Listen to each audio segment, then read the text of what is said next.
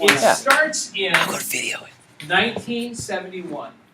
It's a long time ago, right? 1971. What year were you born, Mr. Radford? 1979. 1979. So the story starts 8 years before Mr. Ratchford was born, and it doesn't even start with Mr. Ratchford.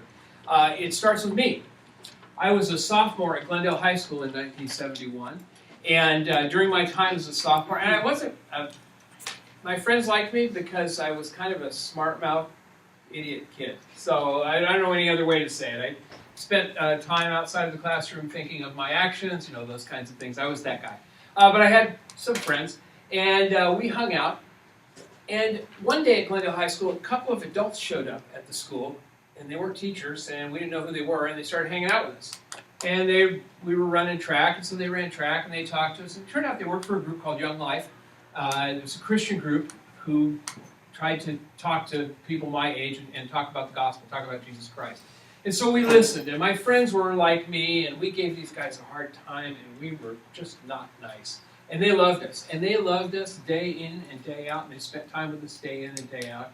And eventually, that year, I gave my life to Christ because their love was so overwhelming to me that I knew that God had to be great if He could send guys like that. So I had Jim and Steve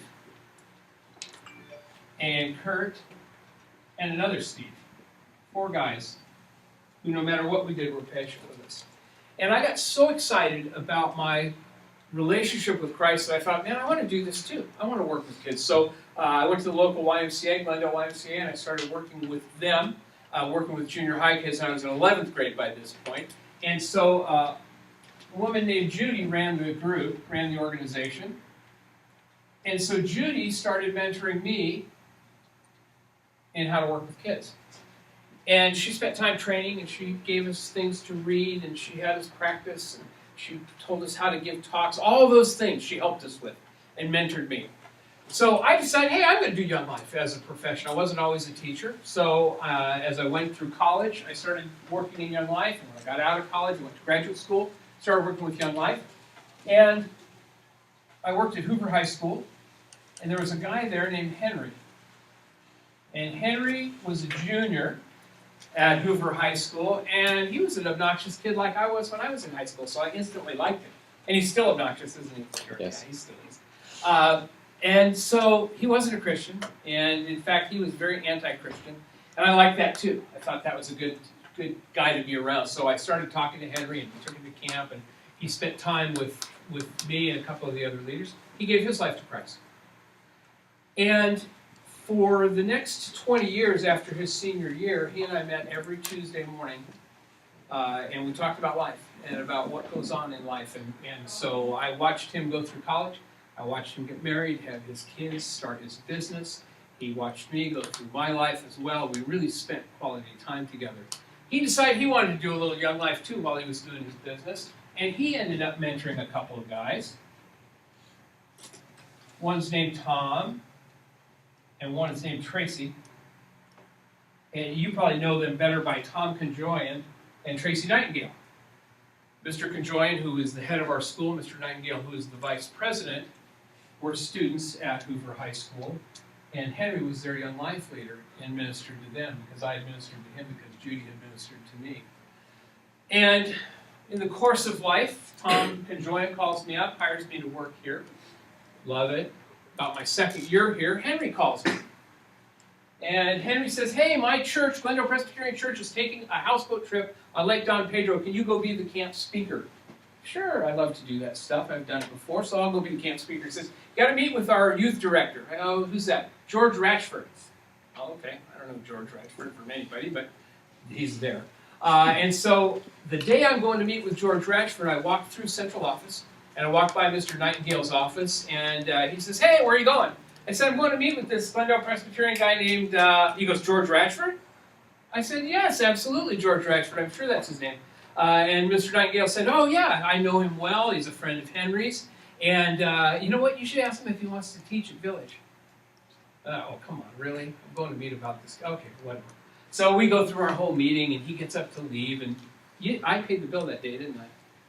Yeah, he got up to leave before the bill had come down. Yeah, coming back to me. And as he's getting up to walk away, I say, hey, George, what do you think about teaching Bible at a little Christian school in Sun Valley? He laughs and walks out the door. The next day my phone rings, it's him, and he says, hey, I can't stop thinking about that offer. Yes, I want to teach Bible at Village Christian. So Henry had an effect on George, and as did Tracy, Tom, and me, and now here he is. And the other part of the link is that Judy is an elder at George's church and worked closely with him before he came here. Fascinating little web of how God works. Now you can say it's all coincidence, and maybe it would be if it was one or two people, but this is way too weird to be coincidence. This is God orchestrating what he wanted. Now he didn't do it all so Mr. Ratchford would teach Bible here, but it's kind of a cool side benefit of what God does in your life. God has an amazing plan for you. Amazing plan with many pages and many people to be involved. And God has people that he wants to have in your life. They're going to help you out. I don't know where I'd be without these guys. Frankly. It'd be a different world for me. Completely different world. And I don't know where Henry would have been, and I don't know where Tom and Tracy would have been. Completely different world without those things. God brings people into your life for a reason. And so as we look at the 1 to 5 initiative, and as you look at the people that you are going to ask, and I didn't ask anybody into my life, they just showed up, I'm happy for that. You get to ask people into your life. Know that these are people that are going to have a tremendous, tremendous impact on your life. And be open to what they have to say. Seek them out, use them, because that kind of wisdom will get you far and will help you in your life and your walk with Christ. So, and I noticed though, in the last class, I wrote all these names up there, there were 5. So, coincidentally. But I thought that was a cool story of how Mr. Ratchford came here and the wonderful web of how God works. So, enjoy the rest of your afternoon. Thanks for giving me a few minutes.